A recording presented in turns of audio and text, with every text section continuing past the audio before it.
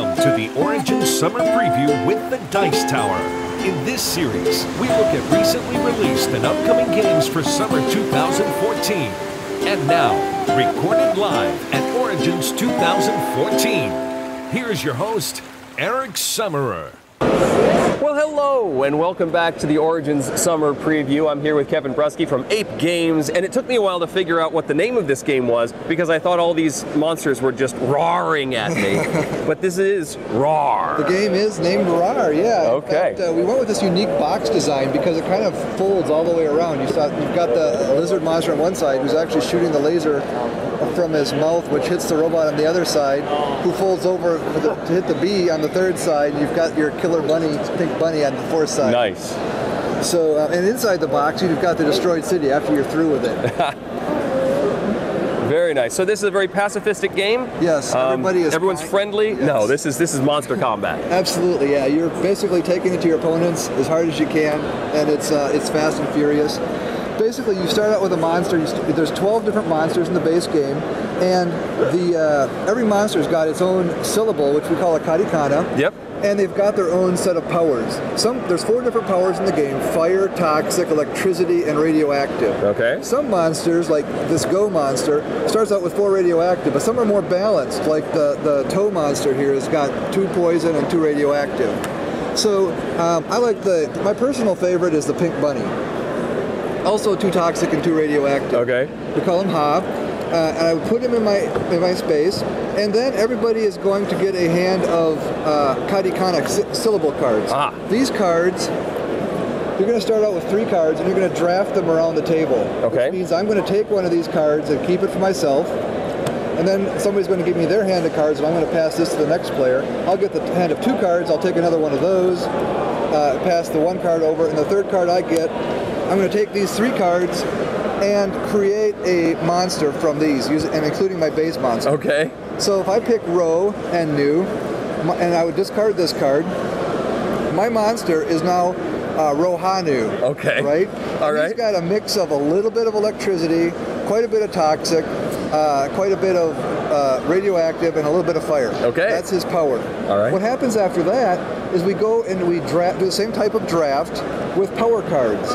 So you're going to end up with a hand of 12 power cards that are going to kind of match. You're going to want to draft cards that more or less match your powers that your monster has. Okay. So as people give me a hand of cards, I'm going to take a lot of toxic, I'm going to take a lot of radioactive. Right. And I'm going to end up with a hand of cards that looks a little bit like this. Okay? All right. Now, what's going to happen is one player is deemed the angriest monster. It's the last person who has seen a large monster movie. Okay. So I saw Godzilla about 3 weeks ago. All right. I'll be the angriest monster for this game. And what I do is we deal off the top 6 cities from the deck. All right. And the angriest monster selects 1 to attack. Let's pick New York. Sure. Now, we're attacking New York City. New York City has a sort of a toxic resistance because it's built up a resistance over the years. Sure. Yes. It is somewhat resistant to toxic damage.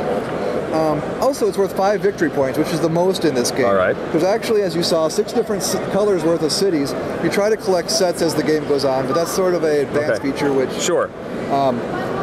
So 5 victory points is the most. So I'm going to want to go all out on this, right, and try to get New York City. So what's going to happen is I'm going to do an opening bid for it. It's sort of a bidding game. Okay. Right.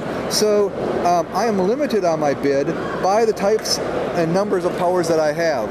So if I want to bid electricity, I can only play one electricity card, regardless what the value of that card is. I can play a 1, I can play a 2. Okay. But let's say I start with a 2 here. And then I also want to put down some fire. I've only got 2 fire cards here. Yep. Like this. So this is my opening bid. There you go. The bidding is going to go around and around the table until everybody drops out. Okay. And once I play a particular power into a bid, I can't play that power again on future rounds. Okay. So once I've played electricity and fire, I'm done playing electricity and fire for this city, for New York City. I'm done. So this bid is actually 2.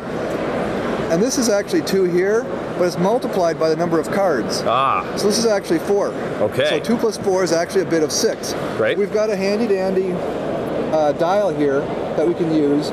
to keep track of Keep track of the bids. Show other people Okay. what you're bidding. Nice. It goes around the table. People have to beat your bid, and when it comes back around to me, as I said, I can play Toxic if I want to raise the bid, or I can drop out. Yep. If I drop out, I can take one card back into my hand, and the rest get discarded into the power pile. Gotcha. Now, if I'm the last person to drop out, in other words, I don't win it, but I'm the very last person to drop Second out, place. I can take second place, right? I can take 2 cards back into my hand. Okay. Now, whoever wins the city takes it, and whoever was the last person to drop out becomes the new angriest monster. Right. it goes. Because they probably are pretty angry at that point. At that point, they are pretty angry. The new angriest monster picks a new city, and we do it again. Sure. The cool part of the game is you've got 12 power cards, and those 12 power cards have to fuel you through all 6 cities.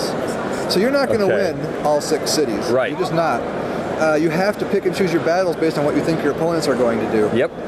And then it goes 3 rounds. In the second round, we draft 12 new power cards, and we do 6 new cities, and that goes around 3 times. And you stick with your monster for the entire game? Stick with your same monster the entire game, yep. I like how you, even though you're making Japanese or gibberish words when you actually create your monster, these are literally katakana symbols. Absolutely. You could actually use this as a Japanese language teaching tool to at least learn your alphabet. And that is why when we kickstarted, it did pretty well. And a lot of people have said that's why I'm kickstarting. I wish I had this in college. This would be a lot more fun than the flashcards I was using. So RARRR is coming very soon, right? It is coming. It's on the ship. It's actually hit port. It went through customs, and it will be in my warehouse in the next probably 10 days. At which point the Kickstarter folks will get theirs right away, and then you'll see it in through distribution in probably another 6 weeks. Excellent. Thank you, Kevin. This is RARRR. Thank you.